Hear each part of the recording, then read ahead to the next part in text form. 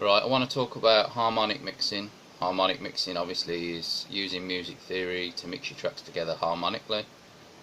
We'll take a look at finding out how you find out a particular track's key, and then using circular fifths and music theory we'll see how we can go around a mix from one track to another, from major keys to minor keys, and how we can invoke certain effects by going from one key to another key, etc, etc.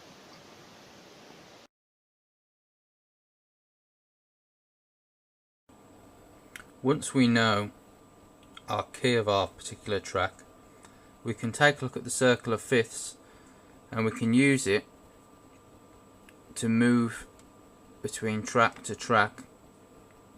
Each adjacent key on the circle of fifths will fit harmonically perfectly with the next key.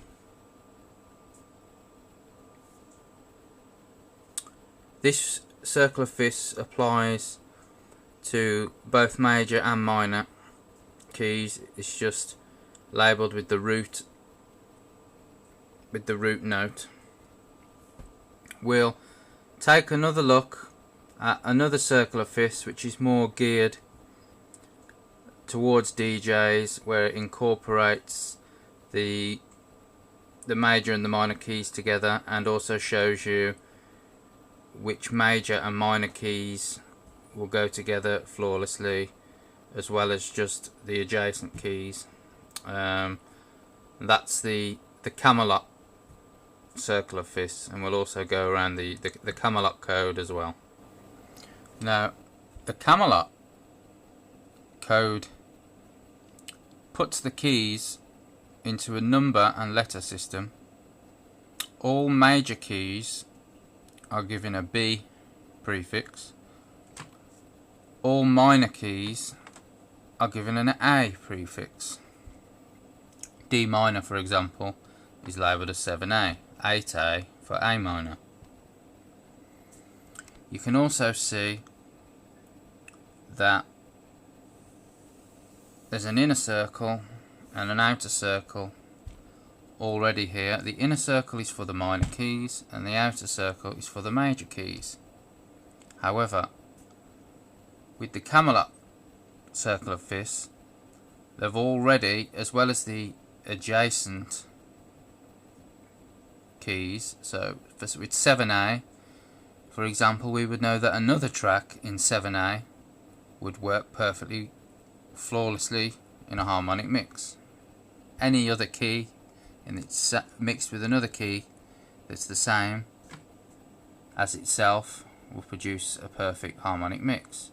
But also 7A will mix well with 6A. It will also mix well with 7A will also mix well with 8A in the other direction.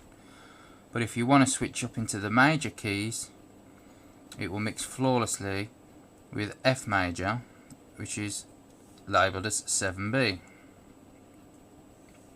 So then we could come up into major keys, move around in the major keys for a while, then drop back down, say from 9B, G major into E minor, 9A. The Camelot system also is an easier way for people to remember harmonic mixing. If you're not used to music or music theory, or you're not musically inclined in any way, and you don't remember the actual keys, if you're someone like me that does know the keys, but however it's an easier way of labelling CDs, vinyl records, and even your MP3 files on your computer, by putting 6A, 5A, 4A, 5B, 10B, etc. on there, instead of having to write obviously A minor, D minor. You tend to, after a while, you'll tend to remember what number corresponds to what key anyway. Like you'll remember that A minor is 8A, E minor is 9A, etc. But what it does is allows you to quickly in your mind know, I can go from 1 to 2 to 3, and I can go up to 2B, and all your CDs that are labelled with a labelling software, or even if you just stick a sticky label and write on the tracks keys with a pen. It's a quick way of looking and organising your tracks and grabbing a track out to go with the next one that's there in the mix,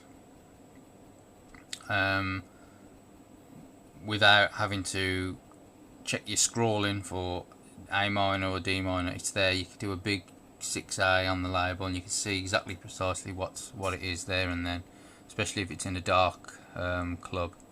It's easier to see. It's just a much better way of labelling, and it also, like I say, it also incorporates the circle itself incorporates the major and the minor, keys. Next video we'll be going over how to key your tracks, both manually, and we'll be going over some software that can do that for you. We'll also be talking about various ways to create effects, mixing harmonically, such as modulation and shifting, and how to go about doing that, and various other tips, things you might need to know about harmonic mixing. That'll be in the next video.